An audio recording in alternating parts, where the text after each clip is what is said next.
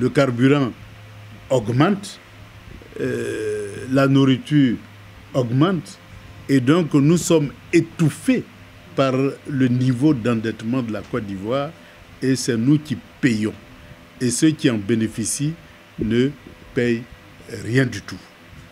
Toutes les entreprises de travaux publics sont des entreprises extérieures à la Côte d'Ivoire. Même Sonitra, qui a été le fleuron de l'entreprise nationale, puisque c'est une société d'État, une société mixte, mais à majorité étatique, même Sonitra n'a pas eu de travaux sous ce régime-là et est en voie d'être liquidé. Et tous les travaux ont été passés à des entreprises extérieures qui souvent augmentent le coût des travaux et puis font migrer tous leurs bénéfices hors de la Côte d'Ivoire. Et c'est ainsi qu'on nous prive de nos ressources, et la dette qui a été consacrée, qui a été, disons, levée pour faire ces travaux-là, eh bien, c'est nous qui devons payer cette dette-là. Donc, ceux qui bénéficient de la dette n'ont pas en charge de payer la dette, et ceux qui sont victimes de la dette sont chargés de rembourser cette dette-là. Donc, nous sommes face à une économie complètement, je dirais, orientée vers la satisfaction d'opérateurs économiques extérieurs à la Côte d'Ivoire. Donc, c'est vraiment du vol à main armée. Et il en est de même de toutes les matières premières que nous avons. Eh bien, nous travaillons pour être sous-payés et au profit de ceux qui sont tout simplement chargés de transporter nos richesses hors de la Côte d'Ivoire. Donc, vous voyez que la dette qu'on prend est transportée hors de la Côte d'Ivoire, les richesses qu'on crée sont transportées hors Côte d'Ivoire, et nous, tout ce qu'on nous laisse, c'est la pauvreté. Ce qui fait que nous avons des croissances élevées, des taux de croissance élevés et la pauvreté généralisée.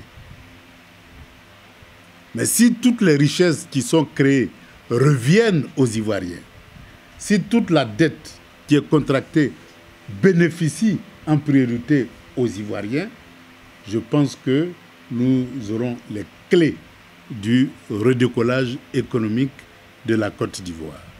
Et donc l'enjeu fondamental, c'est d'arriver à mettre en place un régime qui fait que la richesse qui est créée, la dette qui est contractée, bénéficie en priorité et, je dirais, presque exclusivement aux agents économiques nationaux. C'est comme ça que nous pourrons créer de la richesse par nous-mêmes et pour nous-mêmes, c'est-à-dire démocratiser l'économie. Et donc, voilà un peu la lutte que nous menons. Et cette lutte pour, je dirais, la démocratisation de l'économie est une lutte qui est aussi âpre, puisque on avait initié en 2000, lorsque Laurent Gbagbo est venu au pouvoir, il a cédé la filière café-cacao aux paysans. Eh bien, la réaction ne s'est pas fait attendre. Tous ceux qui transportaient avant le cacao, qui étaient des agents économiques extérieurs, se sont organisés pour financer une rébellion pour mettre fin à l'expérience que Laurent Gbagbo était en train d'implémenter. Cette expérience avait deux objectifs. D'abord, transporter nous-mêmes ce qu'on produit pour aller vendre à l'extérieur. Et deuxièmement, créer les usines pour produire en Côte d'Ivoire du chocolat. C'est-à-dire passer vraiment de la matière première à la matière grise et aux produits finis.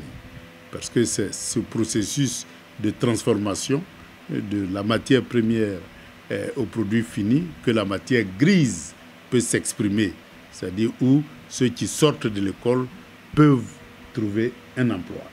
Or, aujourd'hui, nos enfants sortent de l'école et ils font face à un désert d'emploi, tout simplement parce que la matière grise n'est pas mise en œuvre pour transformer nos matières premières en produits finis.